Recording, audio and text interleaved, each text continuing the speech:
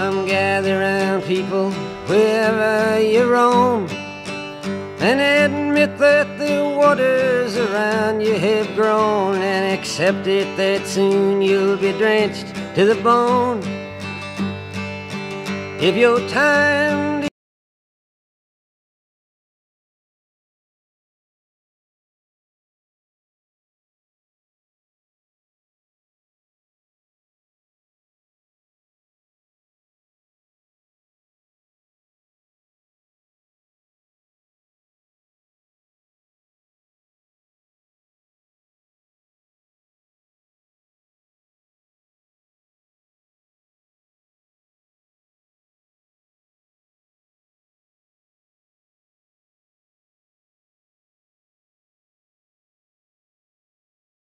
How have you seen technology in the classroom change since you started? Like, Really? imagine 80s, you might have some stuff. Well, as far as technology in the classroom versus technology, because those are two different things. Yeah, in the classroom specifically. Technology in the classroom lags behind technology in general. It always has, always will. That's just the nature of education. Whether it's the training of the teachers or the ability to procure such technological items, schools are always going to be a step behind. That was Mr. Lund of the MSD of Martinsville. He started teaching in 1980 and is currently the stats teacher at Martinsville High School. With his 30-plus years of experience, we would like to think his opinion holds some backing. So, why do the schools seem to be lagging behind in technology? Well, there is the problem of technology integration. It's not always easy. But wait, before we get too far into that, what's technology integration? Well, according to Hugh and Brush in their research article, Integrating Technology into K-12 Teaching and Learning, there is no clear standard definition of technology integration in K-12 schools. Some will say it's students doing internet research or multimedia presentations. Others view it in terms of how teachers use technology to carry out familiar activities. And still others would say it's teachers using technology to develop students' thinking skills. Hugh and Brush, for the sake of their paper, view it as the use of computing devices, and so will we when referring to them. Now back to the barriers. Past studies have shown a total of 123 barriers identified. These were put into 6 categories. The first one is resources, knowledge and skills, institution, attitudes and beliefs, assessment, and subject culture. As the chart helps to illustrate, it was the lack of resources that was mentioned most frequently. The second largest barrier in terms of frequency is knowledge and skills at 23%. Beth Schultz, a second grade teacher at Southside Elementary in Columbus, Indiana, had this to say of her learning experiences. I attended training on the gradebook program, the smartboard, and the M class. I also love to learn about any form of technology and will take the time to learn the program on my own if there's no formal training for it. If I had to guess, I would guess that if we receive funding, it is more for hardware and software than for professional development. I think we spend next to nothing on professional development in the area of technology. There is nothing offered that carries an expense with it. The only training I have attended was put on by other educators who had previously gone to the training. I would love to have more technology-based professional development available to me.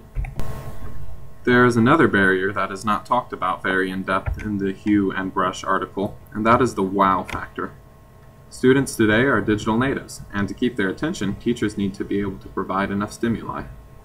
Here's Mr. Lund again, talking about some of what he uses in his classroom in terms of technology, and that wow factor. But as far as in the classroom, man, this is about it. You know, in my math classroom, I've seen more of an evolution with the calculator technology on the student side. On the teacher side, because there's 2 sides to the classroom, right? I've been able to move beyond that. Whether it's the use of the laptop for presentation purposes, or jerry-rigging the Wii remote to work with my laptop and the screen and an infrared pen to make presentations, to the Elmo, which has basically supplanted the overhead projector. So I've definitely found ways in which I can facilitate my presentations.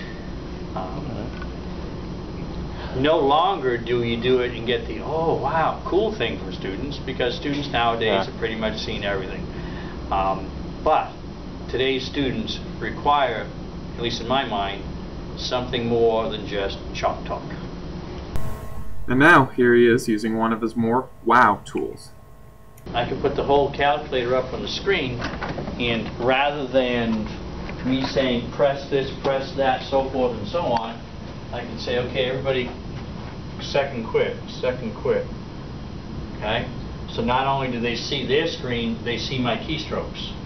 So if we want to do a graph, I say press your Y equals key. Yeah, right here in the top left-hand corner. So they can see the visual, they can see the actual key. And then, okay, put in a function. Okay, how about 2x take away 5? Okay, press enter. So they're seeing their screen, the actual keystrokes, and it keeps everybody on task. And I'll admit, this is one thing I do where I get a wow out of the kids, is with this little marker infrared pen. And then all you got to do is you press your graph key and wow, you have a graph, you know? And here he is again, overcoming another barrier. So this has kind of been the bane of my technological existence for the last while, you know. A wonderful device. When you see it demonstrated by somebody who knows what to do, it's like, oh, that is just so cool. But right now, I don't have the skills to do it. So this is what I practice on, try to improve.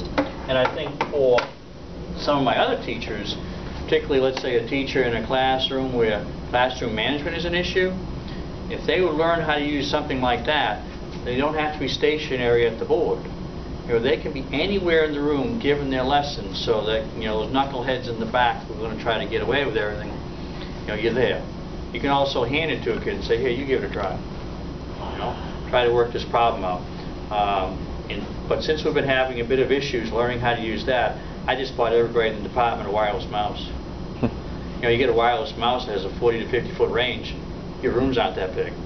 So if you got a clipboard and a wireless mouse, you can be anywhere. And you can also hand that to a kid, and every kid knows how to use a mouse.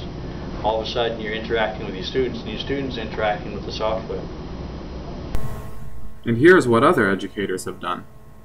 For the SOAR High project at SOAR High School in California, a high school for students with hearing impairments, the students use internet and computer-based technologies to gather and report information. SOAR stands for Science, Observing, and Reporting. These students develop online portfolios to build with distance learning site activities, and they also use video conferencing.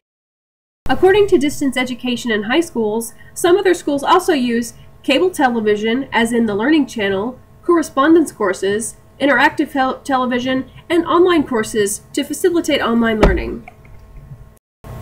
We hope you enjoyed our video and learned something about the technology being used in Indiana schools in the process. Thanks for watching!